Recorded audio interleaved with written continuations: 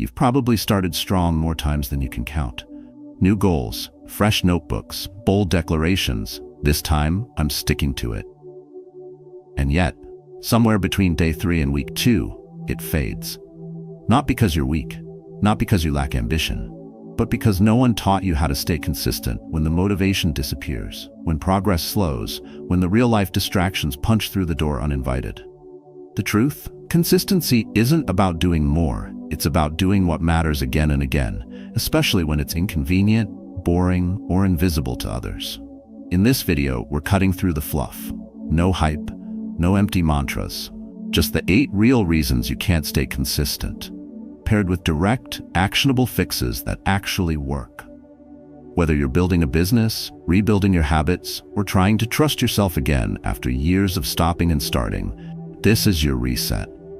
This is your moment to build the kind of mental discipline that doesn't rely on mood swings, energy bursts, or external pressure. And if even one part of this hits you in the gut, pause and drop your story in the comments. You're not the only one fighting this battle, but the difference starts when you stop hiding it. Subscribe for more no-nonsense strategies on mindset, focus, and personal accountability, because the future belongs to those who follow through. Let's begin. 1. You chase too many goals at once and end up going nowhere. Be honest, how many unfinished goals are floating in your life right now? That fitness program you started last month but dropped after a week. The side hustle you got excited about for 2 nights straight, then ghosted. The self-discipline routine that looked great on paper until reality hit on Wednesday. The truth is, it's not a lack of effort that's holding you back. It's not laziness. It's fragmentation. You've got drive, you've got potential, but your energy is bleeding in 10 directions, and nothing's getting the full weight of your commitment. That's not a motivation problem. It's a consistency killer. The more directions you stretch yourself, the less depth you give to any of them. Your time becomes thin, your focus dissolves, and even your willpower starts to wobble. You tell yourself you're being productive, but what you're actually doing is scattering your strength across too many fronts. You're halfway in, halfway out, mentally switching between goals like tabs on a browser, and every tab left open is draining your clarity. At the end of each day, you're tired, not because you worked deeply, but because you worked distractedly. And the worst part? That exhaustion gives you the false impression that you're making progress, when in fact, you're just circling the same starting line in fancier shoes. When you chase too many goals, even the smallest obstacle feels like a signal to stop. You're not rooted deeply enough in any single direction to push through resistance. That's why the gym plan collapses at the first missed session. That's why the business idea fades when early results don't arrive fast. That's why your routine feels shaky the moment life throws something slightly inconvenient, because you're not building momentum. You're just dabbling. You're sampling success like a buffet, hoping one bite will change your life, when what you really need is a full commitment to one consistent meal, served daily, without excuses. The modern world thrives on distraction and novelty, and if you're not careful, you mistake new for better. A new project feels exciting, a new goal gives you a dopamine rush. But the people who actually build something lasting, they know that success doesn't come from chasing sparks. It comes from staying in the fire long enough to forge something solid. And here's the kicker. You don't need more time. You don't need better tools. You don't even need more motivation. You just need to stop splitting your focus and start finishing what you start. Consistency begins with clarity. When you pick one powerful goal, you cut the noise. You eliminate the friction of indecision. You stop wasting energy on questioning what matters and start building a rhythm around it. Suddenly, your time is no longer random. It becomes structured. Your actions align. Your habits begin to compound. That's when progress becomes visible.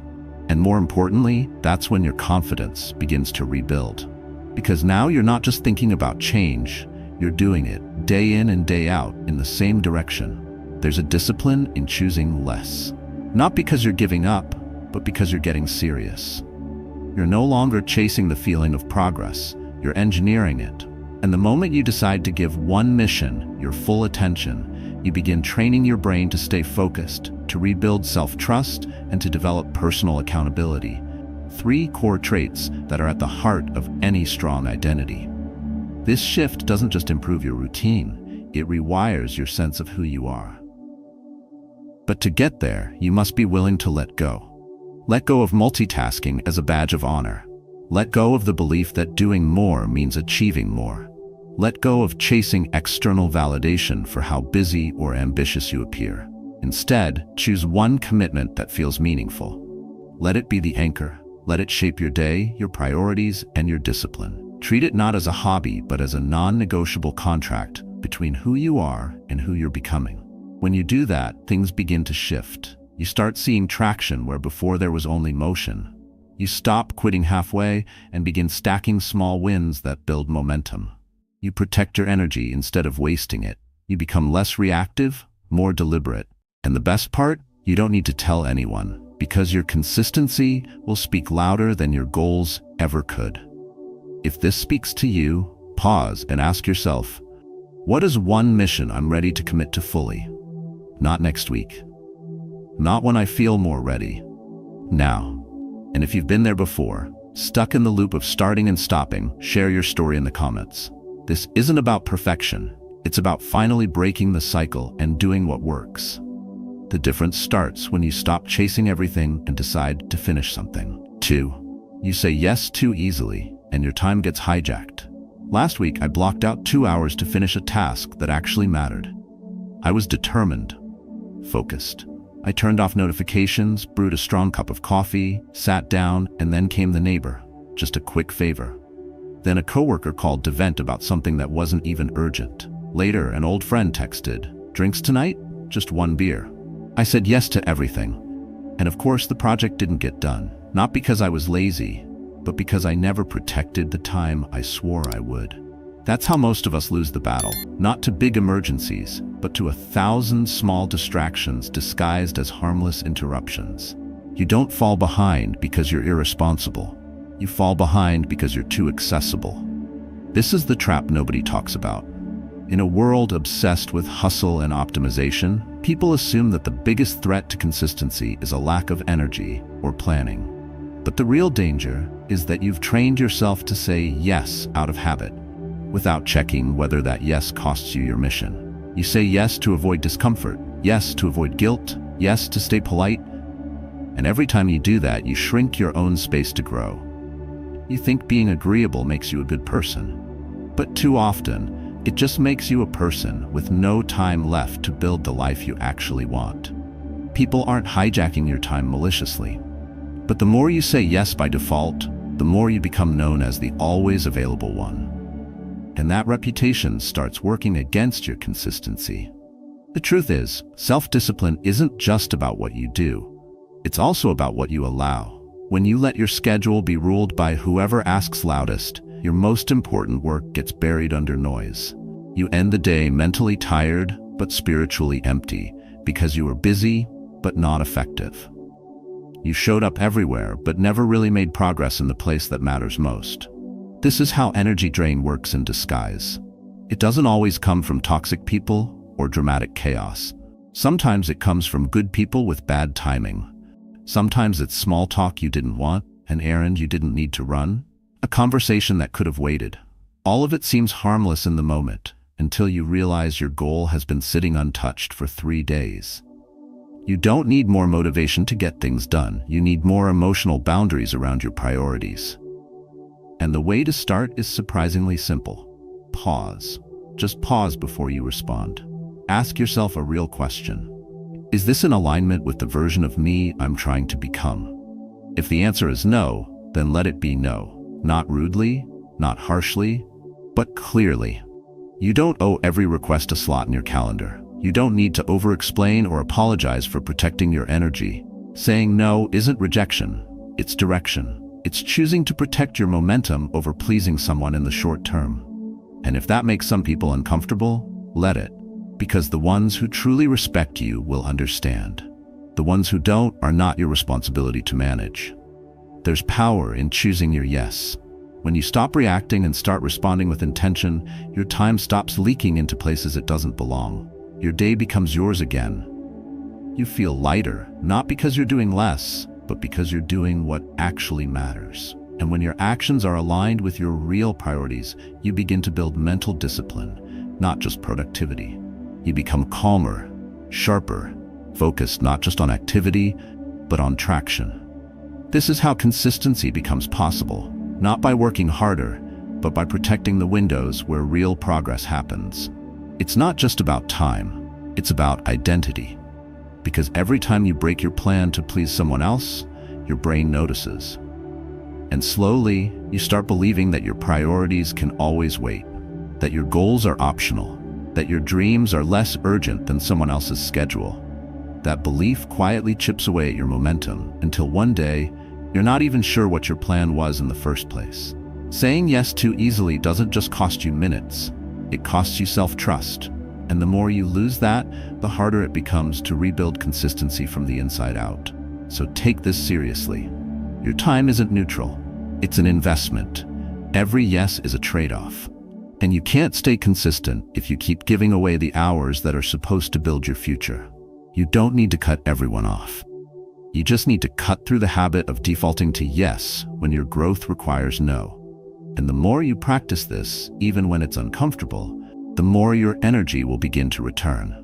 You'll feel it when stacking. The more space you'll have to focus on the one thing that actually moves your life forward. Suppose that idea feels challenging. Good. Growth often starts with learning how to disappoint others, so you can finally stop disappointing yourself. 3. You copy unrealistic routines, and it breaks you. Have you ever tried walking in someone else's boots? They look great in the ad, rugged, clean, broken in, just enough to seem lived in. But the moment you slide your feet inside, something feels wrong. The fit is off, the pressure points dig in, blisters form before you've taken 5 real steps. That's exactly what happens when you try to follow someone else's routine. You think you're borrowing success, but what you're really doing is borrowing discomfort that doesn't belong to you. The problem isn't that you're undisciplined. The problem is that you're trying to live inside a system that wasn't built for your life. You scroll through YouTube or Instagram and see creators waking up at 4:30 a.m., meditating in silence for 45 minutes, drinking green juice, journaling their life vision, cold plunging into discipline, then reading 40 pages before breakfast. You try to imitate it all, maybe even nail it for a day or two. But by day 5, you're exhausted. Not just physically, but mentally. Your mind starts rebelling, your energy crashes, and everything that felt like progress now feels like punishment. You tell yourself you failed, but the truth is that you were trying to build consistency inside someone else's identity. This is how comparison robs you. It makes you forget that your life has a unique structure.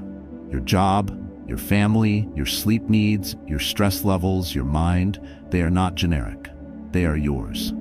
When you force a high-performance routine built for someone else's world onto your own, you break not because you're weak, but because the structure doesn't hold. You've spent your energy fighting against your own rhythm instead of building within it. And consistency doesn't survive in that kind of misalignment. What no one tells you is that the most powerful routine isn't the flashiest. It's the one you'll actually repeat on a bad day. That's the test. Can you still do it when you're stressed, tired, busy, when your kids are sick? When does work explode? A true routine doesn't collapse under pressure. It flexes, it bends, it gives you anchors, not shackles. And if your routine only works in ideal conditions, it's not a routine. It's a fantasy. The mistake most people make is trying to discipline themselves into someone else's version of success. But discipline isn't about mimicking, it's about designing. You don't build mental discipline by waking up at an arbitrary hour. You build it by showing up at your best hour, again and again, with intention. You don't need to copy a monk's morning ritual if your reality includes 3 kids and a job that starts at 6 a.m. You don't need to do a 90-minute cold shower routine if what you really need is 15 minutes of clarity and peace. The key is to simplify. Strip the noise. Look honestly at your day. Ask, when do I have energy? When am I most alert? Where am I losing time to distractions that bring no value? What would a 30-minute window of real focus look like for me? That's where your structure begins, not in grand gestures, but in honest reflection. And when you find that rhythm, guard it, repeat it, let it become your own. That's how you build something solid, by crafting a consistent foundation, not by copying a trend. This doesn't mean you shouldn't be inspired, but inspiration is a spark. It's not the blueprint. The blueprint is built from your real schedule, your real capacity, and your real pain points. And it's built with tools that actually fit your hands. What fits well, you'll wear daily. What doesn't, you'll discard quickly, and then blame yourself for lacking willpower. But the truth is, you're not broken. Your system is. The most consistent people you know didn't get there by copying. They got there by adjusting. They watched, they learned, but then they applied it in a way that worked with their life, not against it. They built routines that matched their energy. They didn't rely on hype, they relied on self-awareness. And that's the edge you've been missing. Not another routine to follow, but a system that's flexible, sustainable, and rooted in who you actually are. So if you're tired of crashing every time you try to start over, stop trying to fit yourself into someone else's calendar.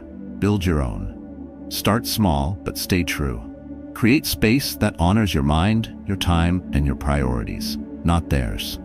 Because real consistency isn't loud, it's not dramatic, it's not perfect. It's quiet, personal, and deeply repeatable. And when you finally stop wearing the wrong boots, you realize the path was always yours to walk. You just needed to stop limping in someone else's size. 4. You keep moving your deadlines and lose self-trust. You told yourself you'd start on Monday, that this time it would be different. You set the date, made the list, even gave yourself a little pep talk. But Monday came and went. So you pushed it to Wednesday. You justified it, just a couple more days, you said, to get in the right headspace. Then Wednesday turned into next week, which quietly became next month. And now, if you're honest, it's been 3 months. The thing you said mattered still sits untouched. You don't need me to call you out. You already feel it. The weight of that postponed promise isn't light. It lingers in your mind, in the background of your day, a quiet tension you can't shake. Because this isn't about the missed task anymore. It's about the erosion of something deeper, your own self-trust. Every time you move a deadline, you tell your mind one thing: my word doesn't count. That may sound small. It may seem harmless. But repeated enough times, it becomes your inner standard. You become someone who plans but doesn't act. Someone who speaks but doesn't follow through. And it doesn't matter how smart your goals sound or how good your intentions are. If your brain no longer believes you'll do what you say, then your identity starts to shift in the wrong direction. Discipline fades, momentum dies, and what's left is not laziness, but doubt. The kind that grows quietly until even your own calendar feels like fiction. Moving deadlines feels safe. It gives you the illusion of control. But in truth, it steals the one thing that gives your actions power: urgency. When there's no pressure to deliver, there's no reason to focus.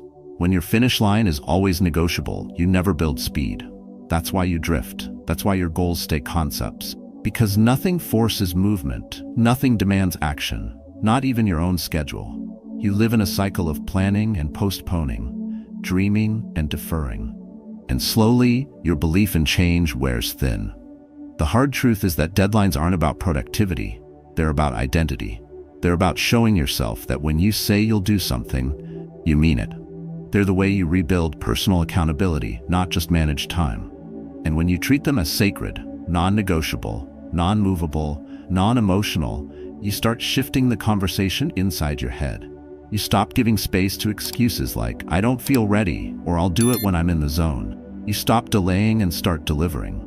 Not perfectly, not always with flair, but consistently. And that consistency is what rewires your brain to trust you again. What most people don't realize is that consistency isn't destroyed by failure. It's destroyed by indecision, by constant rescheduling, by the small lie that later is still progress. But it's not. Later is where your goals go to die. Because by the time later comes, you've already built the habit of delaying. And habits, especially the mental ones, build fast. So unless you draw the line and hold it, you'll keep slipping, you'll keep pushing, and your word will keep losing value. So what's the fix? It's not fancy, it's not complicated. You pick a date, and this time, you don't move it. You don't wait to feel ready. You don't ask if conditions are perfect. You don't negotiate with your own discipline. You decide that your deadline is the contract, and when the day comes, you deliver. Even if it's messy, even if it's partial, you follow through not for the result, but for the principle. Because your future doesn't need flawless execution. It needs reliable follow-through. When you do this long enough, something powerful happens. Your brain starts to shift. It begins to treat your deadlines seriously again. You stop second-guessing. You stop over-planning. You move. You finish. You become someone who follows through. And that changes everything. Because the real reward isn't the completed task. It's the identity you rebuild in the process. The self-respect that returns when you prove to yourself, day by day, deadline by deadline, that your word means something again. So the next time you're tempted to move a goal just one more week, pause. Don't ask how you feel. Ask what it would cost your discipline. Ask if the version of you you're trying to become would move the deadline, or meet it, even tired, even uncertain, even imperfect. Because if your future depends on consistency, and it does, then your consistency depends on one thing above all: holding yourself to the date you said matters. Even when no one's watching, even when it's quiet. Especially then. That's when the real shift begins. 5. You waste time you don't track and wonder why you're behind. Man, I just don't have enough time. You've said it. We all have. But then someone pushes back. Really? Walk me through your last 3 hours. That's when it starts to unravel. You pause, you hesitate, you try to recall. Well, I scrolled for a bit, checked a few messages, took a quick call, watched that short clip from a podcast. And right there, you realize the truth. It's not that your schedule is full. It's that your time is leaking through cracks you don't even notice. You're not overworked. You're just underaware. And in that blind spot, your goals quietly fall apart. Most people aren't losing the game because of big, dramatic failures. They're losing because of small, invisible habits that go unchallenged. Minutes stolen by distractions, hours eaten by autopilot.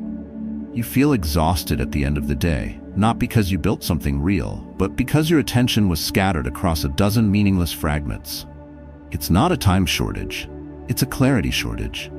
And when you don't track your time, your brain convinces you that you've earned rest, even when no real work has been done. Think about it. You wouldn't spend money without checking your balance.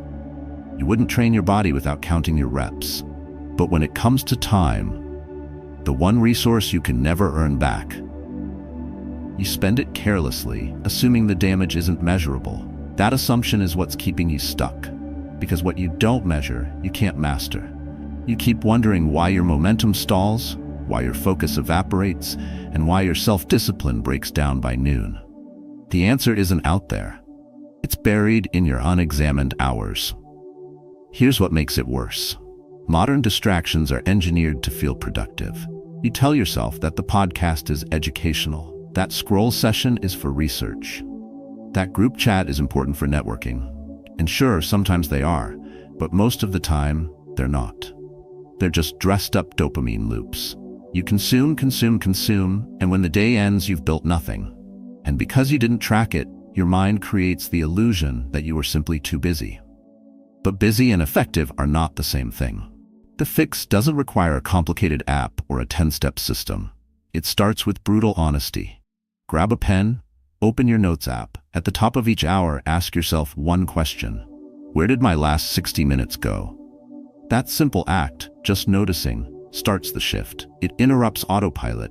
It forces awareness. It shines a light on what used to hide in the background. You might be shocked at what you find. You might notice how often you reach for your phone during discomfort. How many minutes get eaten between tasks? How easily your day is hijacked by small silent choices. And as your awareness grows, so does your power. Because now, instead of guessing where your time went, you know. And when you know, you can correct. You can shift patterns. You can rebuild a structure that supports your consistency instead of sabotaging it. This is how mental discipline training starts, not with willpower, but with clarity. Seeing your real behavior and refusing to lie to yourself about what it means. When you track your time, you take responsibility for it. You stop blaming the clock. You stop blaming circumstances. You stop pretending that your lack of results is due to bad luck. You face the fact that discipline without direction is wasted energy, that focus without awareness is temporary, and that daily self-discipline starts with knowing where your energy is actually going, not where you wish it was going. The people who succeed aren't always the most talented or the most inspired. They're the ones who treat time like currency. They invest it, they protect it, they use it on purpose. They're not perfect, but they're present.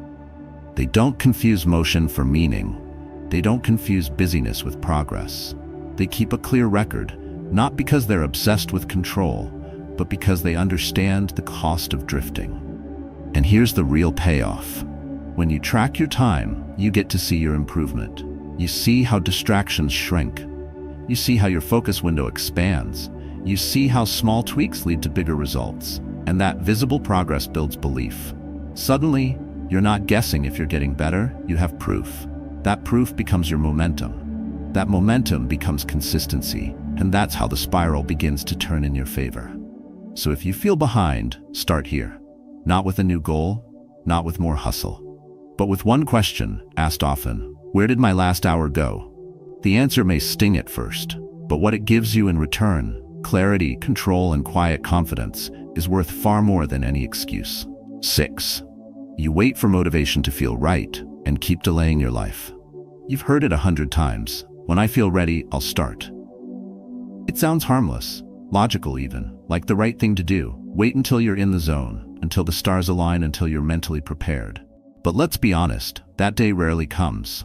And when it does, it doesn't stay. Motivation is fleeting. It's not a bus that stops by when you need it. It's a fire that flickers, light, a feeling that can't be trusted to carry weight. The more you wait for it, the longer you delay the life you say you want. And if you're always waiting to feel it first, all you're doing is decorating the cage of your comfort zone, making it look productive while nothing actually changes. This is where most people get trapped. They confuse energy with commitment. They believe the lie that action should feel good first. But meaningful change doesn't begin with excitement. It begins with emotional self-control, with the choice to move when everything in you says pause. You don't train your mindset by acting only when it's easy. You train it by showing up when it's inconvenient. That's when discipline is born. That's when mental strength is built. And ironically, that's when motivation shows up, not before you act, but because you acted. The truth is, motivation is a side effect of movement. You don't wait for it, you generate it. Like heat from friction, it builds through consistent effort, especially on days you feel disconnected, tired, or off track. The mistake is assuming that a lack of motivation means something is wrong. It doesn't. It just means you're human. But if you've built your habits on the condition of feeling ready, you've built a foundation that cracks the moment discomfort shows up. And discomfort always shows up. So what's the alternative? You chase standards, not sensations. You build a rhythm that survives mood swings. You follow through not because it feels good, but because you said you would. You turn your word into a command, not a suggestion. And in doing so, you stop being reactive and start becoming reliable. Because in the long run, it's not the motivated people who win. It's the consistent ones. The ones who do the work anyway. The ones who move when their emotions whisper "not today" and respond with action instead of an excuse. Every time you skip something because you're not in the mood, you train yourself to obey your feelings. But feelings don't build structure. They drift, they delay, they distract. Your ability to stay consistent depends on your ability to act outside of emotional permission. You don't need to feel like it to do it.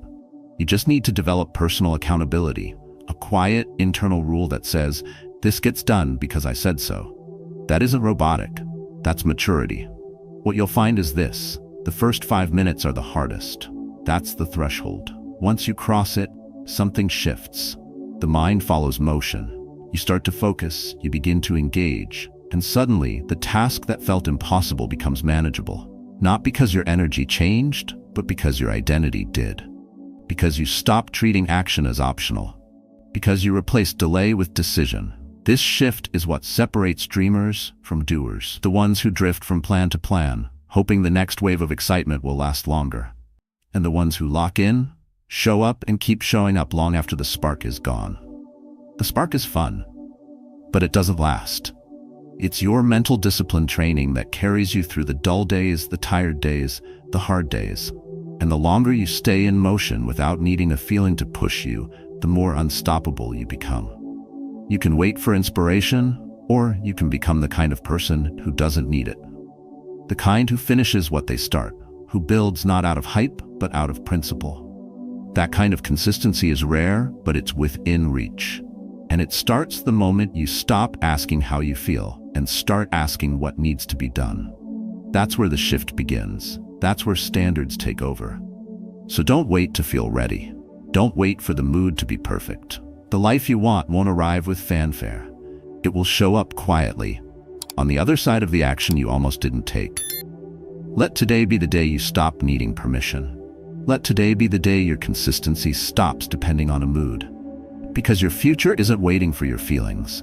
It's waiting for your decision. 7. You break promises to yourself daily and lose trust internally. Imagine there's someone you know, let's call him Mike.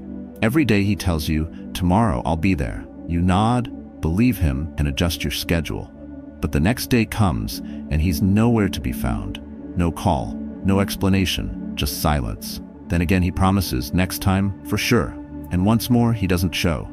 After a few rounds of that, something shifts in you. You stop waiting. You stop believing. You stop adjusting your life around his words because deep down you've realized his promises don't carry weight. Now, imagine that Mike is you. And the person you've been breaking promises to isn't a friend or coworker. It's yourself. Every time you say, I'll start tomorrow, and don't, every time you say, this is the week I finally stick with it, and quit, you're teaching your brain the same lesson, that your own word isn't worth much. This is the silent damage most people never talk about. It's not loud.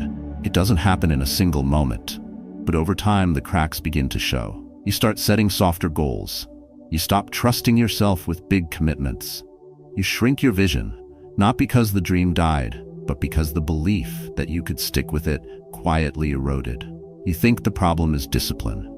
But underneath that is something deeper, a broken system of internal trust. And without that, no habit sticks. No consistency lasts. Because if your brain doesn't believe you'll follow through, it won't even try to help you stay on track. This isn't about guilt. This is about clarity. Because the cost of these daily broken promises adds up. They bleed into your energy. They affect how you show up in relationships. They dull your drive. You stop setting deadlines because you don't believe you'll keep them. You stop committing to change because every time you say, this time I'll do it, a voice inside quietly rolls its eyes. That voice isn't cruel. It's conditioned. And the only way to rewrite it is not by thinking harder, but by keeping smaller, truer promises, ones your actions can actually back up. You don't rebuild self-trust with grand gestures. You rebuild it in the moments nobody sees. When you said you'd wake up at 6 and you do, even if no one's watching. When you said you'd spend 30 minutes focused on one thing and you block the noise out and do it, even if the results feel small. This is how personal accountability grows. Not by talking louder, but by quietly becoming someone your own mind can depend on. And that trust compounds. Each time you keep your word, even in a tiny way, it's like laying a brick in the foundation of a new identity, one that doesn't rely on hype or hope, but on consistent proof. That's the difference between motivation and integrity. Motivation gets excited about the idea. Integrity honors the action. And when you lead with integrity, even in the smallest things, you stop needing outside validation. You don't need others to believe in you because you believe in yourself again. That's what real confidence is. It's not the energy of the first day. It's the quiet force that says, if I said I'll do it, I will, no matter what. That's the kind of identity that survives setbacks, distraction, and discouragement. It's not flashy, it's not loud, but it's solid, and it lasts. To get there, start smaller than you think. If you've broken your word 100 times before, don't try to fix it all in a week. Start with one thing, one action, one promise. Make it real, make it measurable, then do it. Then do it again tomorrow. Let your calendar be your proof, not your mouth. Don't talk about the change, live it. Track it. And when you slip, and you will, don't panic. Don't collapse. Just recommit. Show yourself that this time, the promise won't die in silence. It will be met with action. Over time, the voice in your head starts to shift. It stops doubting. It stops interrupting. It begins to trust. Not because you've become perfect, but because you've become consistent. That's the edge most people never reach. Not because they're lazy, but because they keep overpromising and underdelivering to the one person whose belief they need most, themselves. So the next time you're tempted to say, "I'll start tomorrow," ask instead, "What am I actually willing to do today?" Then do it. Do it even when it's small. Do it especially when no one is there to notice. Because when you stop breaking promises to yourself, you stop needing motivation. You stop overthinking. You stop delaying. You start building quiet confidence that becomes bulletproof. That's how consistency is born. Not through talk, but through trust. And trust, once rebuilt, changes everything. 8. You don't reset fast after failing, and that's what breaks you. You miss one workout. You eat the entire pizza instead of one slice. You binge watch Netflix instead of prepping for the week like you swore you would. And then it begins, the spiral. You start whispering to yourself, "I messed up again. I'll restart Monday. Or maybe next month when I feel better." That voice sounds calm at first, like it's giving you space, giving you time. But what it's really doing is installing a dangerous delay. It wasn't the pizza that broke your progress. It wasn't the missed workout or the lazy day. It was the time you waited to reset that drained the momentum out of you. That's where most people fall apart. Not in the mistake itself, but in the emotional pause that follows. You think the failure means you're not disciplined, but what if the real issue is that you've trained yourself to associate imperfection with collapse? That, unless you do everything right, you do nothing at all? That's the all-or-nothing mindset that ruins people with potential. And if you don't challenge it, you'll keep sabotaging your own rebuild. The truth is, every high-performing person you admire has slipped.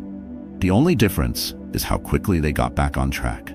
They don't wait for motivation. They don't punish themselves with guilt. They don't need a new month or a dramatic wake-up call. They just reset quietly, decisively, immediately. Consistency doesn't mean zero mistakes. It means fewer wasted days. And the only way to make your days count is to stop waiting for the perfect comeback. You don't need a new journal or a new plan. You need a system that expects failure and builds recovery into the routine. Because when your standard is perfection, one slip feels like a collapse. But when your standard is show up again, even your worst day has a lifeline. And that lifeline is built on a decision.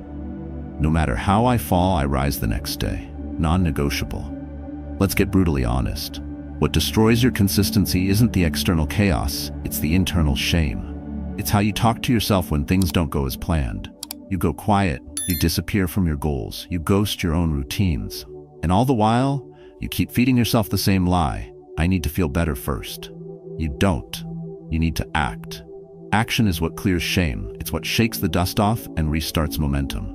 Feelings can come later, but right now what you need is motion. Forward, no matter how slow. If you want to build unbreakable consistency, build a reset rule. Something so simple, so grounded, that even when your emotions are spiraling, you can hold on to it. For example, if I miss a habit today, I must return tomorrow. No debate. That's your anchor. That's how you stop turning one mistake into 5. Because the delay between your fall and your comeback is the true danger zone. The longer you wait, the louder the self-doubt becomes. The more you analyze what went wrong, the more paralyzed you get.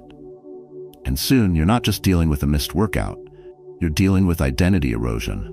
Every time you delay your reset, you give power to the part of you that wants comfort more than growth. That part isn't evil. It just wants safety. But you're not here to play safe. You're here to train your consistency like a muscle.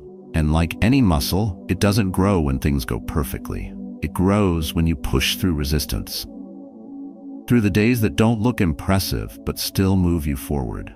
That's how emotional resilience is built, by shortening the time between your fall and your return. So stop making your slip-ups a story. Stop narrating your guilt like it's a plotline worth repeating. What happened, happened. You're human. Fine. Now what? You either sit in the mud or you wipe your face and take one step forward. That's the rule. No drama, just movement. Even when your confidence is shaken, even when you feel like a fraud, even when the old voice in your head says, "Here we go again," you respond with action. That's how you turn shame into strength. In the end, consistency isn't a streak. It's a decision to always return. No matter how messy, no matter how late, no matter how tired. The most powerful people you'll ever meet aren't the ones who never fall. They're the ones who never let a fall decide who they are. So let today be your reset. Not because it's convenient, but because your identity demands it. The faster you return, the less power failure holds. And when failure no longer controls your rhythm, you become unstoppable. Not perfect, not flawless, but consistent. And that's what builds legacies. One reset at a time. Consistency isn't magic. It's not something you're born with or something you wait to feel. It's a skill, a discipline built through quiet, deliberate choices. When you stop chasing perfection and start showing up again after every slip, you stop being controlled by guilt. You regain emotional clarity. You reclaim your time, energy, and identity. Most people break not because they fail, but because they don't know how to reset. They drift in silence, hoping one day they'll feel ready. But that day never comes unless you act first. So today, let this be your shift. Detach from outcomes you can't control. Focus on one mission: protect your energy. Rebuild trust through daily action. The way forward isn't about doing more, it's about doing what matters with discipline. So tell me in the comments, which of these 8 reasons hit hardest for you? And more importantly, what will you do differently starting tomorrow? If this video brought you clarity, helped reframe your mindset, or gave you a practical way to overcome inconsistency, leave a like and subscribe. We'll keep going deeper into how to master your emotions, protect your peace, and train a stoic mindset that actually lasts.